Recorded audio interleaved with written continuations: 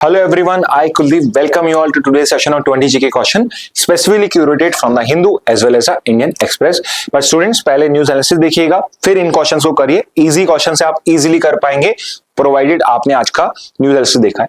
दूसरा, आहा स्लाइड्स के ऊपर पे आपको ये पर्टिकुलर एक क्वेश्चन आंसर फॉर्मेट में मिल जाता है, तो आप वो क्विज कर सकते हैं और उसके बेसिस पे आप आइडेंटिफाई कर सकते हैं कि आपको आज के क्वेश्चन समझ आए या नहीं आए. ओके, तो स्टार्ट करते हैं विद द फर्स्ट क्वेश्चन. पहला क्वेश्चन है वेरी स्ट्रेट फॉरवर्ड क्वेश्चन. इस बार का नोबेल प्राइज इन लिटरेचर किसको अवार्ड करा गया है? तो इस बार का जो अवार्ड है वो एक हंगेरियन को दिया गया है. He is the second Hungarian to get this Nobel prize in literature और वो है लास्लो क्रेस्ना होरकाई, जिनको ये पर्टिकुलर अवार्ड मिला है. इस बार का जो आपका न्यूज ये पर्टिकुलर 20 जी क्वेश्चन सेशन है, इसमें प्राइमरली हमने नोबेल प्राइज इन लिटरेचर को ही कवर करा है. तो शुरुआत के क्वेश्चन अगर आपने वो टॉपिक अच्छे से करा है, आप इजीली कर पाओगे. सेकंड क्वेश्चन पे आते हैं. Which of the following work was written by Laszlo Krasznahorkai? तो इनमें से कौन सा वो पर्टिकुलर वर्क है? तो द वर्क जो हमने दो करे थे डिस्कस, एक तो था सीट इन टैंगो और दूसरा है द मेलंकोली ऑफ रेजिस्टेंस. ये दो इंपॉर्टेंट बुक्स हैं जो इन्होंने लिखी है, जिसको रिकॉग्नाइज करते हुए इनको नोबेल प्राइज इन लिटरेचर में मिला है. तो सेकंड का आंसर हो जाएगा ए. नेक्स्ट पे आते हैं. The Nobel prizes were established through the will of which inventor? जो नोबेल प्राइज आपके अवार्ड किए जाते हैं किसकी विल के थ्रू है? तो that was through the will of Alfred Nobel और उन्हीं के नाम पे the name is Nobel prizes. Third का आंसर डी है. Okay, I would be very clear. जब मैंने पहली बार नोबेल प्राइज सुना था तो आई use to think it is as NOBLE Nobel prize, मतलब अच्छे काम के लिए, बिकॉज मिलता भी अच्छे काम के लिए. But later on I found out कि बहुत पहले की बात है वैसे तो अब, बट कि ये एक एल्फ्रेड नोबेल पर्सन है, उनके नाम पे है, इसलिए पर्टिकुलर प्राइज नोबेल प्राइजेस कहा जाता है. ओके, फोर्थ पे आते हैं. First Nobel prizes were awarded in which year? पहली बार नोबेल प्राइज कब हुए थे? तो दिस द ईयर वाज 1901. तो फोर्थ का आंसर हो जाएगा सी.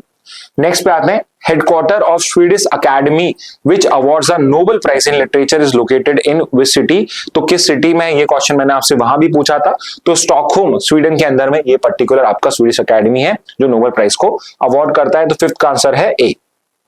नेक्स्ट पे आते हैं. First Nobel prize in literature was awarded to whom? यहां पे इंडियन नहीं पूछा है, first Nobel prize winner ever पूछा गया इन लिटरेचर. तो पहला अवार्ड मिला था आपके सली प्रूडहोम को, जो आपके फ्रेंच ऑथर है. सिक्स का आंसर डी हो जाएगा. नेक्स्ट, रविन्द्रनाथ टैगोर को नोबेल प्राइज किस साल में मिला था? तो उनको मिला था in the year 1913. First non European to win any kind of Nobel prize was Rabindranath Tagore. Seven का आंसर बी है. नेक्स्ट पे आते हैं. रविन्द्रनाथ टैगोर का नोबेल प्राइज विनिंग वर्क का टाइटल क्या था? उनका नाम क्या था? तो उसका था the song offerings, the offerings of a song, उसका मतलब गीतांजलि. तो 8 का आंसर सी है आपका. 9th पे आ जाता है. The doctrine of rarest of rare in awarding death penalty was established in which landmark case? कि रेयरेस्ट ऑफ रेयर डॉक्ट्रिन किस केस में आई थी? तो ये आई थी आपकी case of Bachan Singh versus state of Punjab. तो 9th का करेक्ट आंसर बी है. नेक्स्ट पे आते हैं. IUCN is headquarter in which place? IUCN का हेडक्वार्टर कहां पे? तो उसका हेडक्वार्टर स्विट्जरलैंड में है, बट जिनेवा में नहीं है, ग्लैंड में है. तो 10th का आंसर है ए. नेक्स्ट पे आते हैं. As per IUCN red list the current status of wild tigers in India is? तो आईयूसीएन का रेड लिस्ट तो हमें पता ही है, बट आईयूसीएन में रेड लिस्ट स्टेटस आपके टाइगर का क्या है? क्या वो क्रिटिकली इंडेंजर्ड है, वल्नरेबल है या नियर थ्रेटेंड है? तो इंडिया के अंदर में एक टाइम पे वो क्रिटिकली इंडेंजर्ड हो गया था, बट करंटली जो टाइगर्स, इंडियन टाइगर्स है, वो इंडेंजर्ड कैटेगरी में है. तो 11th का आंसर है बी. नेक्स्ट पे आते हैं. Joint committees in parliament includes members from? तो ज्वाइंट कमिटी जो पार्लियामेंट की बनाई जाती हैं उसके अंदर में मेंबर्स कहां से होते हैं? क्या सिर्फ लोकसभा के होते हैं, क्या सिर्फ राज्यसभा के होते हैं, दोनों के होते हैं, या सिर्फ रूलिंग पार्टी के होते हैं, चाहे लोकसभा से हो या राज्यसभा से हो? सो आंसर इज कि इसमें किसी भी पार्टी के मेंबर्स हो सकते हैं और वो दोनों हाउसेस से बिलोंग कर सकते हैं. तो करेक्ट आंसर 12th का हो जाएगा डी. नेक्स्ट पे आते हैं. 130th कॉन्स्टिट्यूशन अमेंडमेंट बिल जो पार्लियामेंट में प्रपोज किया गया था, उसमें ऑटोमेटिक डिसमिसल ऑफ मिनिस्टर कितने दिन के अरेस्ट पे होता है? तो वो होता है आपके आफ्टर 30 days ऑफ इम्प्रिजनमेंट और इन कस्टडी. ठीक है, तो 13th का आंसर हो जाएगा बी. 14 पे आते हैं. When was the first UN peace keeping mission established? UN का पहला पीस कीपिंग मिशन, पहला यूएन पीस कीपिंग मिशन कब एस्टैब्लिश हुआ था? तो पहला यूएन पीस कीपिंग मिशन जो था वो आया था 1948 में. तो 14th का आंसर है बी. नेक्स्ट पे आते हैं. What are UN peacekeepers commonly called? तो यूएन पीस कीपर्स को कॉमनली क्या कहा जाता है? तो उनको we call as blue helmets या ब्लू बैरेट्स. ओके, तो 15th का आंसर है डी. नेक्स्ट पे आते हैं, which country is the largest contributor to UN peacekeeping as of 2025। तो यहाँ पे जो आपको फर्स्ट 3 दिख रहे हैं यही आपके पर्टिकुलर सी सीक्वेंस में गिवन है। सबसे ज्यादा ट्रूप्स बांग्लादेश देता है, फिर इंडिया देता है, फिर पाकिस्तान देता है, and the correct answer 16 is going to be option A. Next पे आता है, which UN body authorises the deployment of peace keeping mission. तो यहाँ पे अगर कहीं पे यूएन पीस कीपिंग फोर्सेस को आपको डिप्लॉय करना हो तो उसका ऑथराइजेशन कौन करता है? So it is authorised by the United nation security council. तो 17 का आंसर हो जाएगा ए। नेक्स्ट पे आते हैं, which country has historically been the largest financial donor to UN peace keeping.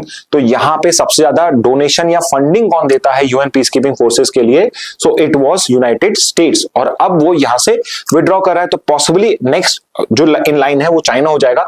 But currently जो हमारा क्वेश्चन है वो है हिस्टोरिकली, सो क्वेश्चन बहुत प्रॉपर्ली ड्राफ्ट है। हिस्टोरिकली सबसे ज्यादा कौन करता है तो वो यूएस ही होगा। तो 18 का आंसर है डी।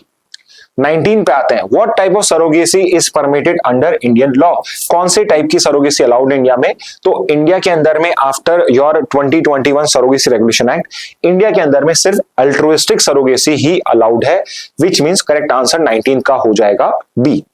20th क्वेश्चन देख लेते हैं। 20th क्वेश्चन है, under the 21 act the maximum age limit for a women intending mother is what. So women के लिए जो मैक्सिमम एज लिमिट है that is 50 years. Okay, and ये क्वेश्चन मैं आपसे यहां पूछ लेता हूं कि आप बताइए कि एज पर the act what is the maximum age limit for a men for intending father. Okay, intending father के लिए आपकी मैक्सिमम एज लिमिट क्या है? तो आप मुझे कमेंट बॉक्स में बताइए।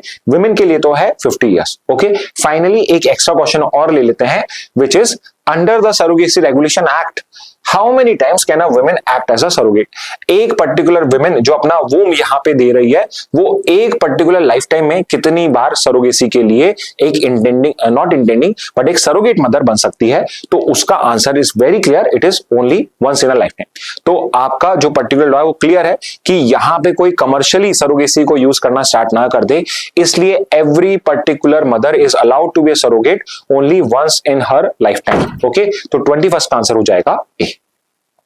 ओके स्टूडेंट्स, तो ये थे आज के important 21 GK questions. I hope अगर ये क्वेश्चन आपको अच्छे लगे हैं तो आप इनका कहीं पे अपने नोट्स के अंदर में एक जगह पे लिख सकते हो। सिंपल क्वेश्चन लिखिएगा और उसका नीचे आंसर लिख सकते हैं। ओके, इस तरीके से आपका एक अच्छा सा क्वेश्चन बैंक बहुत अच्छे करंट अफेयर्स का प्रिपेयर हो जाएगा। Okay, so with this message let's end today session. Thank you and have a very nice day.